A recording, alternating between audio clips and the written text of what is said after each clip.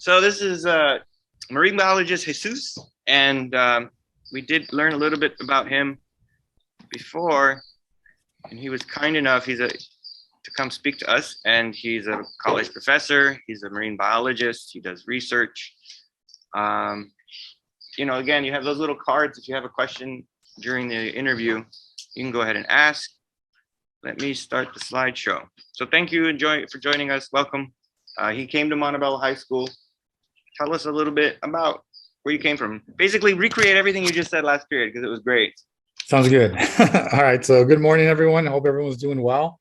My name is Jesus Reyes, and as Mr. Dasik mentioned, I'm a marine biologist and I'm also a college professor. I am an alumnus from Montebello High School. I went there from 92 to 96. My parents immigrated to this country from Mexico. So I'm a first generation Mexican American, I guess, but also a first generation college student graduate. So I was the first in my family to go to college and graduate, which was not an easy task. There was a lot of sort of obstacles that I sort of had to deal with. From a personal level, what made it more difficult, and I sort of talked about this in the first session, was that I normally am very introverted and sort of quiet. So that made it more difficult for me because I didn't understand the importance of asking questions and asking for help. And so that sort of made my high school sort of experience a little bit more, I don't want to say bland, but as I mentioned in the first half, like coming from middle school, coming from MOI to high school was a huge change for me. Like I went from a little school and being this little short kid, right, to now these taller kids and bigger people, more chaos, people moving around all the time. You Um, eventually a bigger kid though. You were like the tallest one of the taller guys in school, well, you know, right? what's funny is I didn't, my growth spurt happened in eighth grade. So I guess technically by high school, I was already a little bit taller. You're right. But you still feel like a small fish when you see all these like larger, bigger football players walking around and stuff. So it was a little bit different. But so anyway, when I came into high school, I sort of took the same approach then that I did in MOI, which was you go to every period, you study where you're supposed to study, and you go home and do the homework, and that's basically it. So college is completely different from that. But in the process of sort of going through high school, not being someone that came from a family where they were college educated, I didn't know what were the things that I was supposed to do. And so one of the things I tell people now is that when you're in high school, please, by all means, ask as many questions as possible. Ask your teachers, ask your counselors, ask staff members. There's probably staff members at your school that also went to college, whether it was a community college or four-year college. Some of them probably went to school. And everyone that went to college can give you Just information that might be helpful for you as you're trying to like sort of navigate through this process. And one of the things we talked about in the morning was that, as kids, we didn't really think about college necessarily, like as freshmen. And that's true. But I did sort of already have an inclination that I definitely wanted to go to college because I knew from like an age of like 10 when I was in fifth grade that I wanted to become a marine biologist. And the only thing I knew is that you need to go to school for that. And my parents had always pushed, you got to go to school, you got to go to school. So I kind of had an idea that I was going to go, but I just didn't even start thinking about it till like we hit our senior year. And even then, I never really asked questions. And one of the things I look back on is that I had a marine biology instructor because they taught marine biology at Montebello High, and I never asked him anything to do with marine biology, which was a huge mistake on my part because here is a person who probably has some information, maybe not everything, but and maybe not an expert, but could have potentially given me some good information about what it would be like me moving forward in sort of that career path. And I never took advantage of that. So, I think my high school time frame was a little bit sort of weird because all I did was follow the information that the counselors gave me. And when I went to go see my counselors, again, I wasn't proactive. I didn't ask any questions. The counselor basically said, here's a packet, fill out the application for FAFSA, send it out. You're going to get, four free applications to colleges, pick four, and we'll see what happens. And that's what I did. And that was basically it. I didn't ask any questions about anything that related to college, which turned out to be a pretty bad thing. Because once I got to college, I realized that it's a completely different world, right? How you approach college and how you are approaching high school are two different beasts. In college, you are expected to basically be self-driven and take care of everything on your own from day one. They give you your syllabus, you know, everything that's expected of you. There is no reminders. They don't hold your hand and say, don't forget, study for the test next week. At least not most instructors. Um, and so that was difficult for me because, again, I don't ask a lot of questions. And so I was given this syllabus and I first was like, oh man, like all right, this is what I got to do. And I put it in my folder and that was it. And as I was going through the first couple of weeks, like the first month or so of college, I realized I gotta organize myself because I was forgetting timelines. I was forgetting when I had a quiz. I was forgetting that I had an assignment due, and I was doing everything last minute. And at the same time, I was still working. I worked two jobs while I was in high school. I'm sorry, when I was in college, I worked at Rio's Pizza and I worked at the Mamba Library. So trying to balance all of that and trying to figure out how I was going to attack or approach college was a bit difficult for me, especially again, because I didn't ask questions, I didn't ask for help, and I didn't utilize the resources that were available to me in college. I remember in college, one of the first classes I took was political science, and my friend who was a junior, I knew him because of track, and we had a midterm Wednesday and it's Monday. I'm like, when you guys start studying for your midterm? And he looks at me and he's like, last week. So, right, we didn't know how to study and we didn't know how, these things, midterms especially, and finals, like these are big things. You can't study 1 or 2 days. You can't the day before. In high school, maybe sometimes you can get away with that and you tend not to learn as well because you're cramming just the last day. But yeah, so one of the things that one of the things I mentioned when I spoke to the earlier group was that how I studied was also drastically different. Like, again, in high school, I think because you go to every class every day, every period, and you have little things to do all the time, you sort of kind of keep up with that. And so I would go to class, do whatever assignments I needed to do, or do whatever readings I needed to do, and that was it. But in college, again, you're responsible for your own sort of like your own education. You need to be proactive and make sure that you're on top of everything. And so I quickly learned the first couple of months, I tried studying the same way that I studied in high school, which was just read the textbook, maybe read whatever handouts and notes I had from class, and then just that's it. Try to take the test or try to take the quiz. And I quickly learned that at least in the science field, that's not the best way of doing things. Like I needed to like read the sections that I needed to read. I needed to look at my notes. I needed to rewrite my notes. I needed to reread all that material multiple times and even sort of make my own little cards, flashcards or study guides. And it took a really long time for me to really get down the process of how to study. And it turned out that once I got it down, what used to take maybe an hour to do in high school was now taking me 6 hours to do in college because there's deeper knowledge and understanding that you have to sort of intake at the college level, and understanding these concepts and these disciplines and all these other things is a lot more detailed than just sort of basic facts. And so we had a guest on Tuesday that she was pointing out, right? She would take an outline on the book, take an outline on the lecture, and then combine the outlines too. That's something I don't remember ever doing in high school. Teachers in high school say, like, read the chapter before, and you didn't really read it. And you try to do that in college, and it's like, no, that's not going to work. You have to actually read it and be prepared for class ahead of time.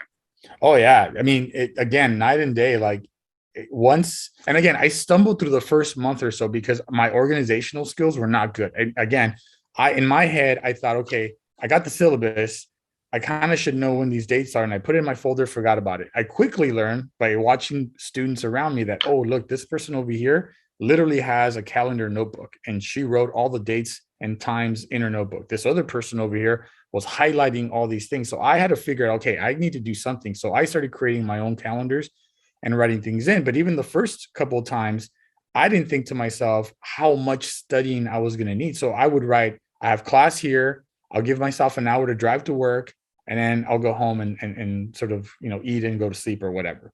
And I quickly learned that sometimes like I needed blocks of hours during the week where I needed to actually like fully study the material that I was learning, because just reading stuff for me wasn't cutting it. And so my schedule morphed from like the first couple of months of college into something that actually was very helpful for me. So balancing work, balancing how to schedule my classes and thinking about how much time I actually needed to study for each of those classes. It took a while, but once I got it down, then I think I was at least able to sort of maneuver through those first college months a little bit better. But yeah, you're right. I mean, when you think of high school, it's almost like read the chapter, answer the questions at the back of the book. And in college, it's like you got the textbook, but you also have lecture notes. And sometimes instructors will talk about things in lecture that are not in the textbook. And so you have to be able to sort of morph both of those, critically think, all right, how do these things connect, and really understand the concepts a lot better.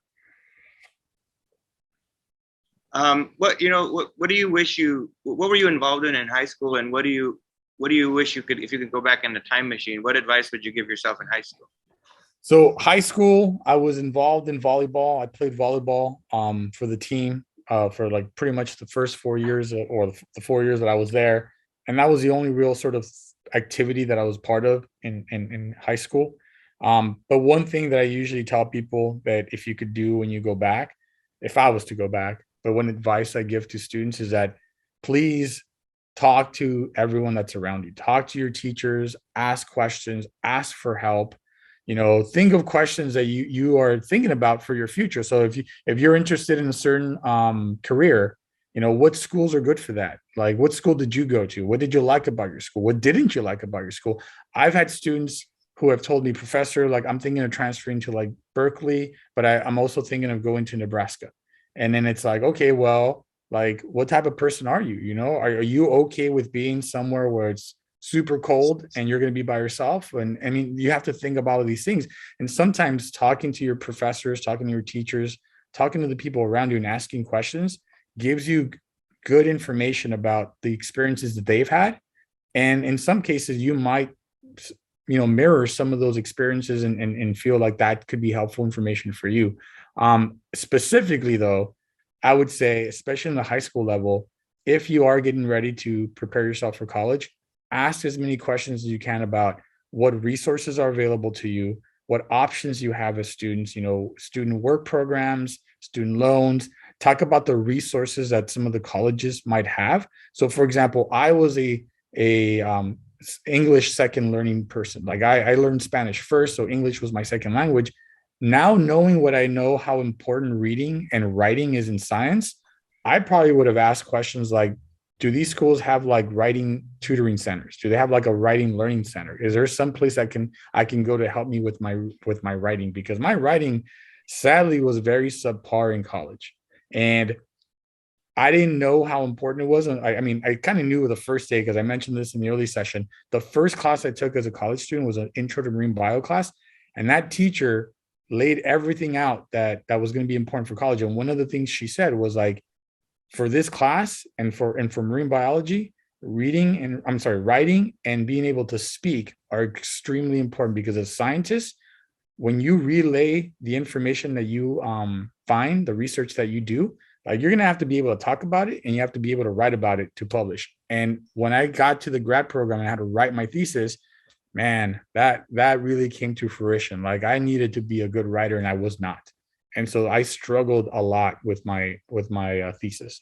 So I would ask all these questions that you think might be helpful for you. Ask your counselors, ask your teachers, do your own research. I mean, back then, even though we had the internet, it's not what it is now. Now you can literally, you have the world's fingertips on your phone now, right? You can almost find any piece of information, and you should actively look for that stuff, but also don't neglect that the resources around you can be extremely powerful. Like, experiences that people have are always very, very important.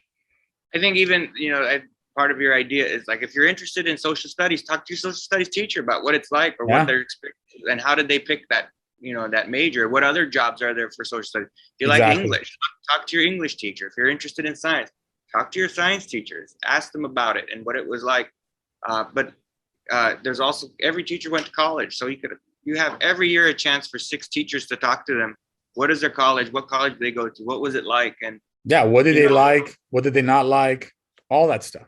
What's the fun stuff? What are the good things? What did you miss out on? What do you wish you did? Those things are going to help you learn from what their good experiences and their mistakes. Definitely. I mean, there's so many different things in college. And by the way, when you get to college, for those of you that go, you have a ton of resources available to you. And really it's just how proactive you are about going about it. You need tutoring, there's tutoring services.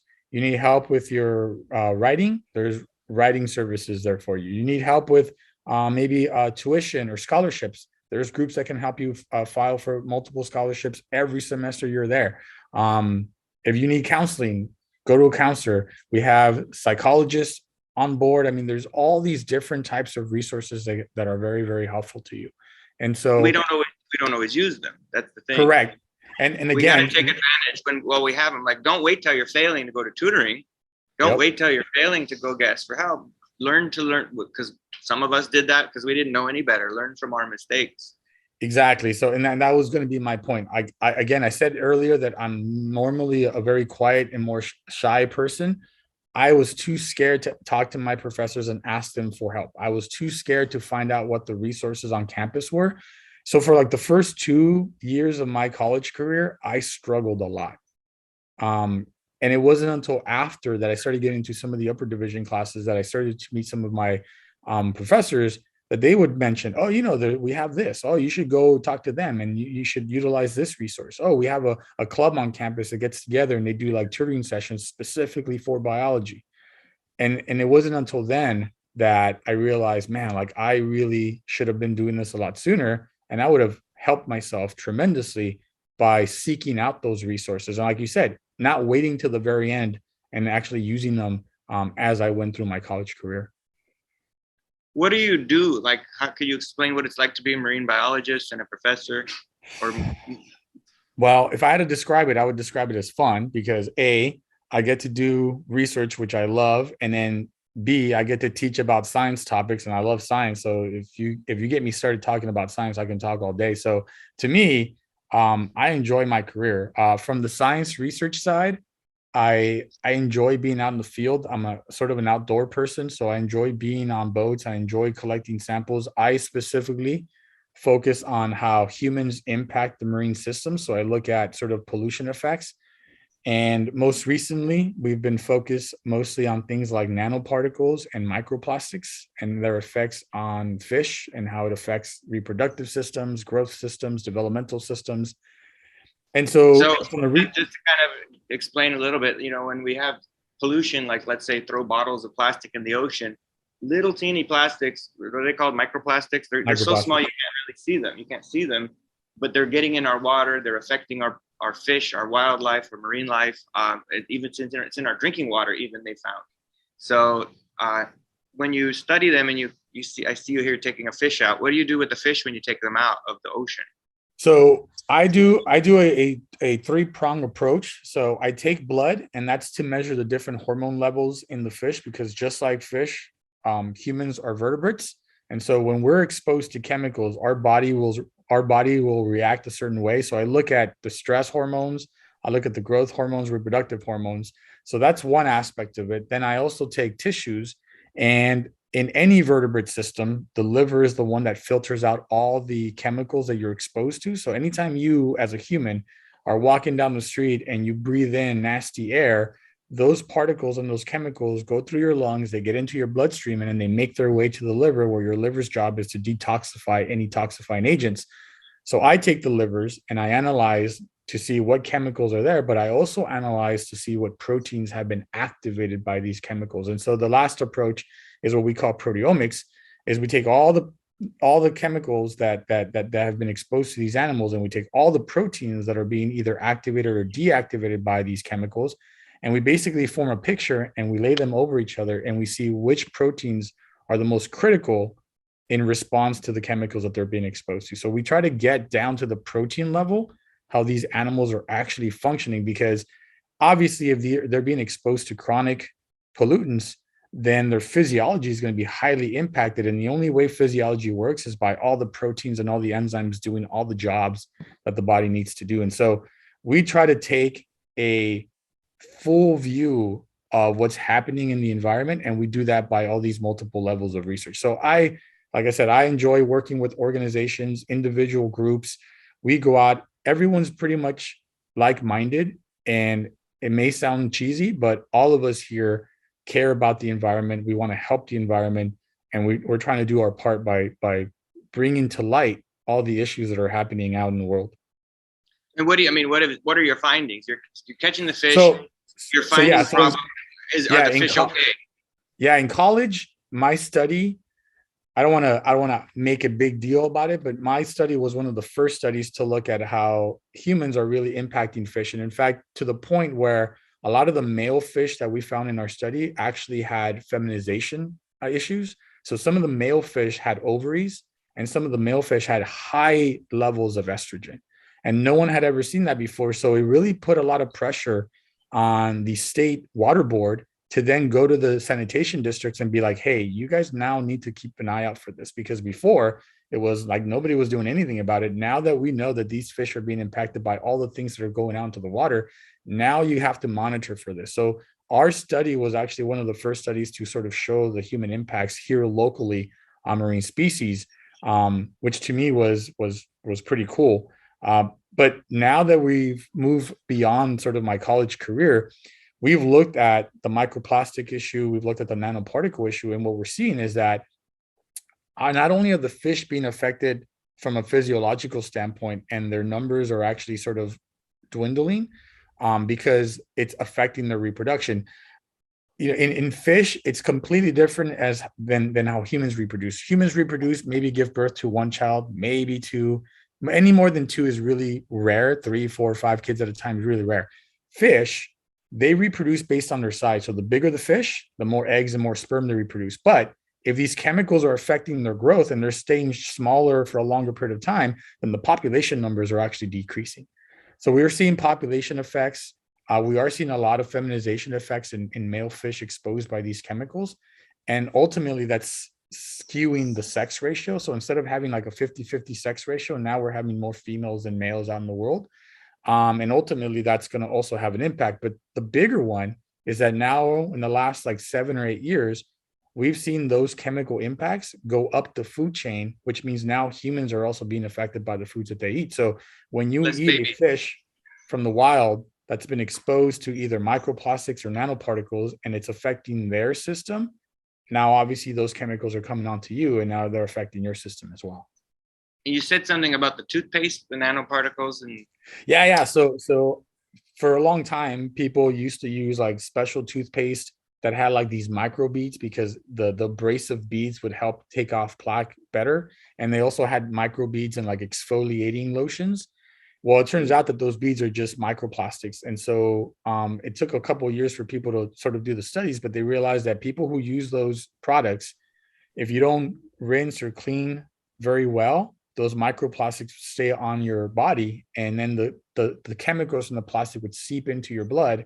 And people that use those products tended to have a higher incidence of like thyroid issues and also developmental issues. And so they quickly started to ban those products. So now you rarely see those, but they're not banned everywhere. And so sometimes you will still see like exfoliating creams that use microparticles in their product. And so it's one of those things that a lot of people didn't even think about until sort of research was being done about it. And then obviously it got out that was not a healthy thing to sort of utilize. Someone had asked a question. What was your first day of college like the very first day? And how did you take that all in? So scary. First day of college, I sort of mentioned earlier that it was kind of like the first day of high school. For me, first day of high school was a bit scary because of all the chaos that was going around. First day of college was the same way. You're in a huge area, a lot of buildings. You know, you seem like you're lost. Lucky enough, I mean, I was able to find my classes okay, but again, unlike high school, where you go to class and you're going to go to the same class every day, Monday through Friday. There, you're only going to classes either Monday, Wednesdays, Tuesday, Thursdays, or whatever. They give you this paper called the syllabus that has everything already for you that you're going to be doing that semester, and it's up to you to keep track of all that stuff. And the first teacher that I had, and I mentioned this earlier, was a marine bio instructor. There was no fluff with her. She was straight up, and she said, you guys are fully responsible for everything that happens in your career. So you need to be on top of everything. And it is your job to make sure that you get whatever tasks you need to get done. And so I was scared because I was like, wait, like, okay, like is there someone gonna remind me of anything? Um, and then even just lecture. Like I was used to high school lectures where the teachers would talk, you'd pay attention, and then that related to the activity that you were doing that day. In college, you'll sit through an hour and a half lecture, and you'll sit through another hour and a half lecture. You'll sit through a third hour and a half lecture, maybe a fourth or a fifth, and then finally you're going to get assessed and tested on that material. And it's like, what? Now I gotta learn 9 hours worth of information. Like, so me under sort of navigating through that was difficult. But the first day was scary because on the first day they try to set the tone about like how school's going to be, and being so different than high school, I was scared, honestly. Like I remember leaving the first two classes that I took in my college career thinking like, oh man, like this is going to be a struggle. And I think for me personally, it was also a struggle because I mentioned that I'm very shy and quiet. None of my friends went to Cal State Long Beach with me. So I was basically in college by myself. At least in high school on the first day, you bump into your friends like, hey, what's up? And then what's your schedule? Okay, let's meet for nutrition. Like, no, in college, I mean, hopefully you guys will make friends. I'm sure you will, but like I was so shy and quiet. I didn't really make friends until months into my college career. You realize a little bit later how easy it is, though, because like when I started Yeah. traveling, I realized when you're traveling, because I was very shy too. When you're traveling, you just say, "Hey, where are you from?" And so you're in college, everyone's from a different place. It's such an easy, "Hey, hi, what's your name? Where are you from?" And it just opens up the ability to start, because I went to a school too. No, I didn't have any friends there. You had to make friends, but luckily I was in track, so I had met people in track, and that was a little easier for me. And that's why earlier when I mentioned, I think I said something like, sometimes as kids, when your parents tell you or they give you advice as a kid, you're like, whatever, yeah, yeah, yeah, yeah. But really, a lot of the advice we're giving is because we lived through it, and obviously we experienced it. And you're right. Looking back now, man, it's not that difficult to open yourself and make friends. It's not that difficult to ask for help and ask a question. It's not that difficult to maybe just go into an office and ask or seek, hey, do you guys have a tutoring schedule? Like all those things are so simple. And yet at the time as a student, like I didn't take the proactive approach of actually looking and doing those things. And looking back on it, it made me sort of struggle through my college career. And I wish I wouldn't have done it, but it is what it is. But I learned from it. And now I try to give people advice so that they don't go through the same struggles that I went through when I was a student. You had mentioned the teacher who laid it all out, so I was just gonna ask you about picky teachers. Like as you went through high school and college, we talked about our teacher in ninth grade who was very, very picky, and certain things had to be underlined, and certain things the names had to Yeah. be in this spot, and you have to color perfectly. How did that help you later when you realized and you look back at what you went through? Yeah. So when you as students go through a class and you come across an instructor or teacher who's what you think is very difficult, you think too hard, you think is just very, very like you said, very, very picky, you first think like, oh, this sucks. Like, why is he being like this? Or like, why are they so sensitive? Or why are they being so critical about the things that we do? But one of the things I learned from all those teachers is that like one, I needed to adapt to how they taught, but they taught me that like whatever you take on, you want to be as good as you can be. And if someone asks you to do something a certain way, like you might be used to doing it a different way, or you might be okay with doing it a different way. But if that's what's asked of you, then you need to do it, because when you move forward in your career, there's going to be times where you're going to be told, or not told, but maybe you're going to be asked to participate in a certain study or a certain group. As a scientist, like I would love to be like, hey guys, we're going to do it this way. But I need to learn how to work in a group, and I need to learn how to listen to other people. And I need to be able to look at people's perspective. And all right, this person wants me to do this. There's got to be a reason why they want me to do it this way. So I'm going to do it this way, because that could affect our research. That could affect our results. But those picky instructors, they really push me to want to do things as best as possible. If they wanted every word underlined, then I was going to underline every word, because I knew that if I didn't, then I would get points taken off. And so it sort of just made me a better, well-rounded student, because I needed to make sure that I dotted every I and crossed every T. And that just sort of encapsulated what college was going to be like. In college, they're going to give you instructions, and they expect you to follow those instructions basically to a T. Details matter. And right, when you're in a job, Oh, a career, in a college, and even in some high school, right, the details matter, just like in your life, right? We even say life, that's the little things that make my life worth living. The details count. And I think I'm very grateful with, and when you look back, that we had teachers who were oh picky. yeah. As much as students sometimes don't like those teachers, and I said this earlier, there were some of those teachers who I still didn't quote unquote like, but I learned so much from them, and learning different ways of studying and learning different ways of doing things, I think made me a better student in the long run. So I think it's only a benefit, not a detriment. What are some fun stuff that you did in college? Things that you enjoyed or experiences you had?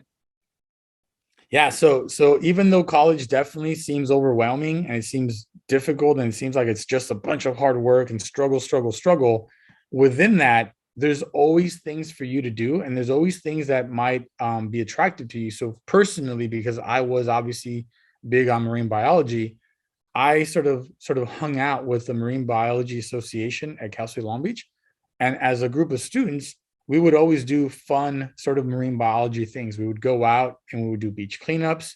We would hang out. We would go whale watching. We would go paddleboarding and kayaking. Sometimes we would help other people in their research, so we would collect animals for them.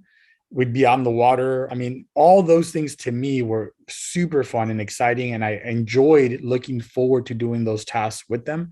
But even just in general, college campuses always have so many activities going on.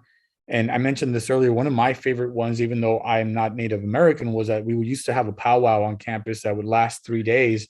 And I would love being in my lab doing research and then taking like a 2 3 hour break and going out, enjoying some music, enjoying food, talking to people and getting to know them. So all these activities in college, there's multiple things that everyone can do nowadays. They have clubs that get together and literally play video games. They have clubs that get together and cook.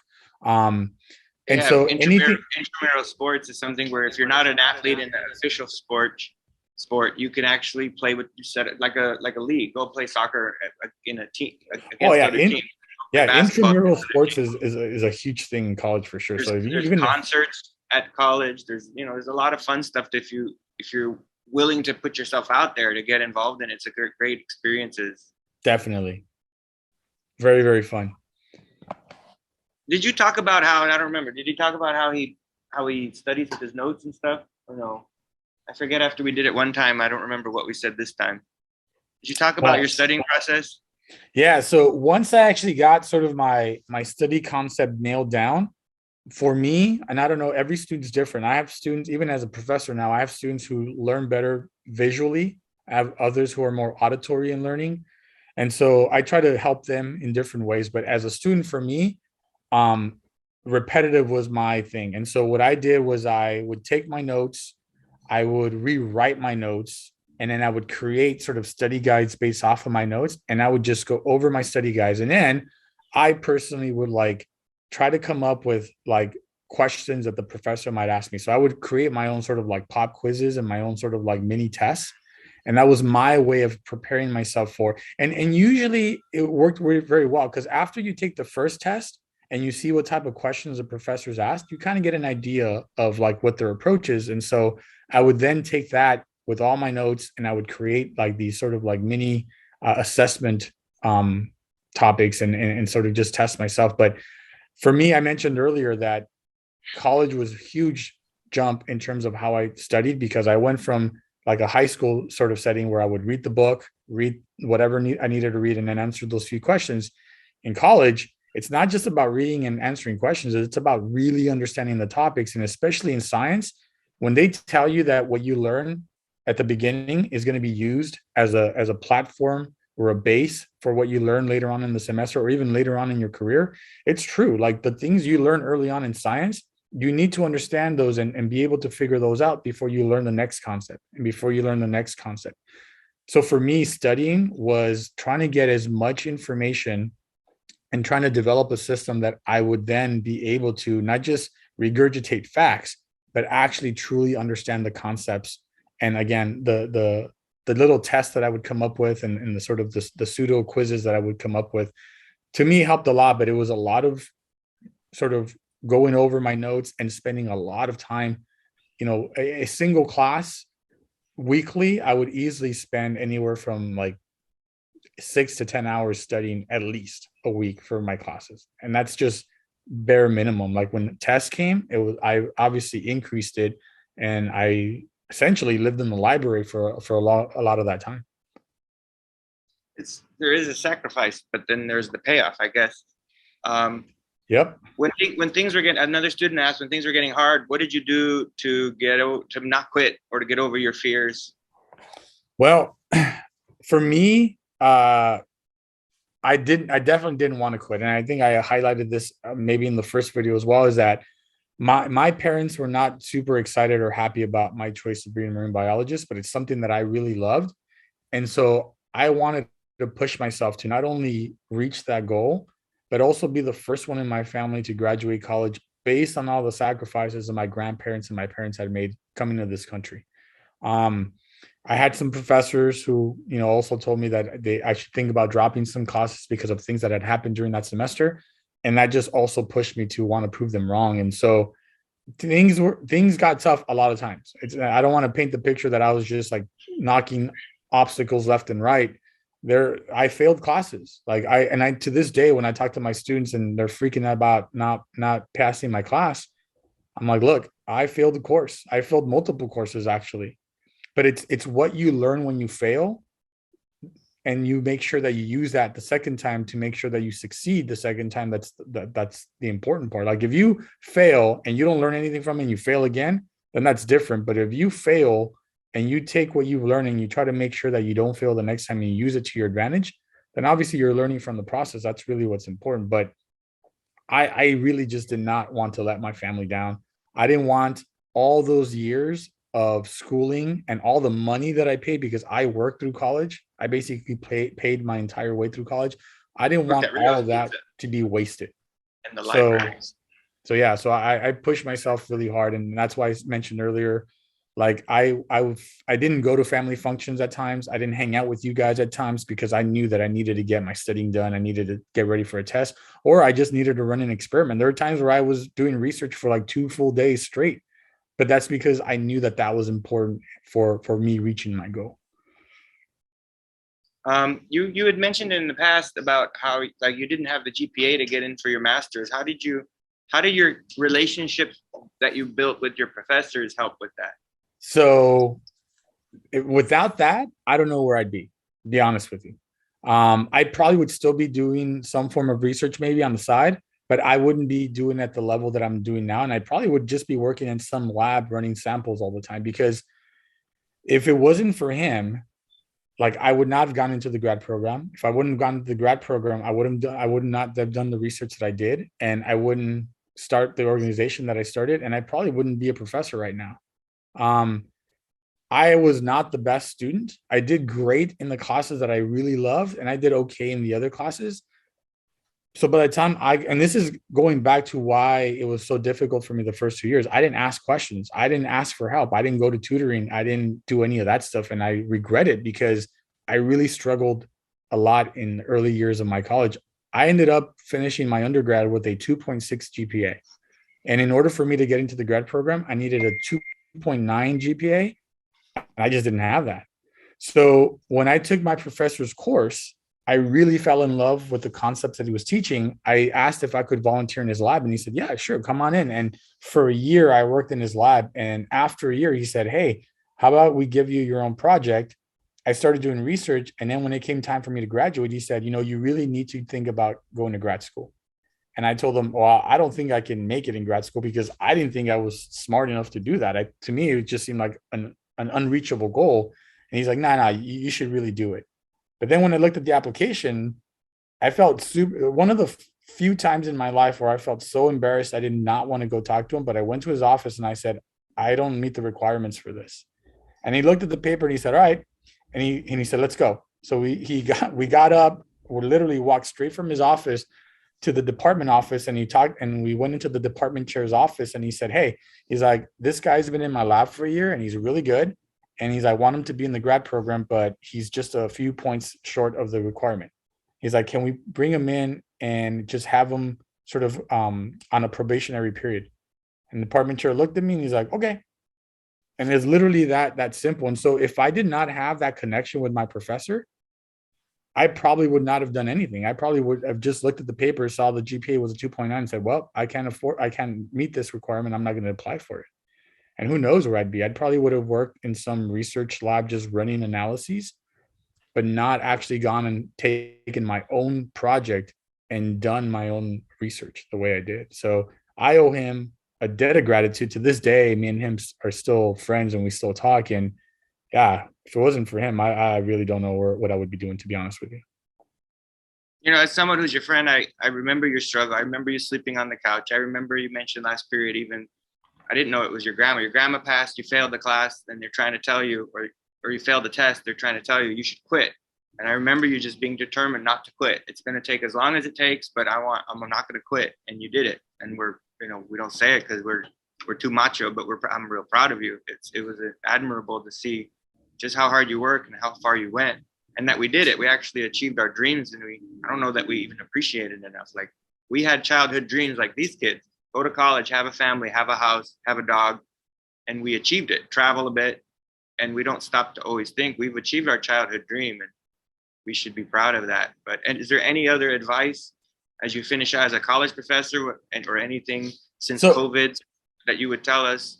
Well, so kind of along those lines, you're right. We don't really look back and we should be proud of the goals that we've achieved, but we take that same approach and that same perspective on our students. Like, as a professor, and I know you as a teacher, we are very proud when our students do well. And our job is to help them through everything that we can to get them to achieve their goals.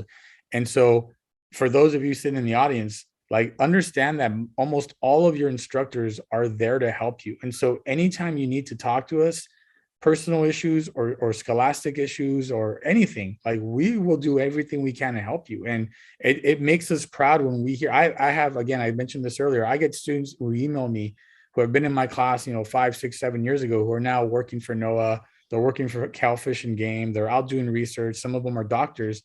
And they email me and they're like, hey, professor, I just want to reach out and let you know, like, I'm doing this. And man, it's super. It feels really, really good when your students achieve the goals that they want to achieve and you hear them doing well in life. And so I tell my students all the time now, like, my job isn't to come bore you and collect a check for an hour. Like my job is to try to help you understand these materials and these concepts so that I get you prepared for the next level. And for whether that's nursing programs, whether that's research programs, and I will do everything I can in my power to help you. And I've Zoomed with students sometimes, like, Sunday night at like 9:00 at night, helping them study for a test. I'm like, I don't care, as long as you want the help, I'm willing to help you. And I think with COVID, it was really difficult because I think that whole distance thing, literally, not just figuratively, like, created a distance between some students and some teachers. And it just became like, students, oh, I'll watch a video. Okay, cool. I've watched it. That's it. There was very little interaction. And I think now that we're coming back face to face, some of my students have difficulties like making that personal connection where it's like, hey, I need help. Like, how do I approach my teacher? And luckily at our school, we have a really good tutoring program. So the students that go get tutoring realize that, hey, man, like, asking questions is critically important. So it makes it easier when they talk to us because they're more open to talking. But I know that first semester coming back, students, like, they were so used to just watching a video that almost in front of me, as I spoke to them in person, it's almost like they reverted back to thinking that I was just some sort of video and they didn't interact whatsoever. So it was a little hard, but I think if you guys move forward, and I think most of you guys will, and most of you will succeed for sure. Don't ever hesitate to reach out to anybody. It doesn't have to be your teacher. It could be someone else's teacher. It could be a staff member. It could be a counselor. But everyone there is set up to try to help you as best they can. And trust me, like I mentioned the story with my professor, sometimes making some of those connections, you don't know what door is going to open. Talking to a counselor may lead you to talking to, maybe they know someone who's in the field that you want to get into and they introduce you to. And next thing you know, you're talking to someone who's going to give you an internship or is going to give you an opportunity to come in the summer and do some work with them. So don't ever hesitate to talk to people and ask questions because you don't know what doors are going to open. And, your mentors aren't always just school. You Oh guys knew yeah. Mr. Cotton, and I met him in ASB. I never thought he'd be close to me like he is. He helped drive me to visit my first college. He helped open my first bank account. He gave me my second job. He got me a scholarship at my college. Like right. Sometimes these connections do So things, but we're friends. More than that, we're friends. Like he was like a father to me. Like sometimes I've shared stories. My father was a difficult person. And sometimes we make these relationships. They don't replace your parents, but that they're like a second dad or they're like a second mom. And I think those relationships are even more important than the school relationships or no, school related. you're right. So the professor who got me into grad school, I mentioned that we stayed friends. It's because of him that I have this house. Like, like his wife is a real estate agent, but he really helped me, push me to like fill out all the paperwork. He helped me with all that. I didn't understand, things between percentages and down payment. Like I didn't know any of that. And it was him that he walked me through all that. He's the one that wrote my letter of rec for the college that I work at now. So again, without him, I really don't know. And it's more than just him being a teacher. You're right. He's a friend, he's a mentor. And the relationship we have is a lot deeper than just teacher student. Make connections. Thank you very much. Happy Teacher Appreciation Week. Oh, you too, man. I hope you have your wife has a good Mother's Day too. Thanks. I appreciate it. I hope everyone's doing well. And if you guys have any questions, please don't hesitate. Talk to Mr. D, and I'm sure that he can get a hold of me or he can put us in contact. I'm more than happy to answer anybody's questions. Thank you very much, Jesus. All right. See you guys. Take care.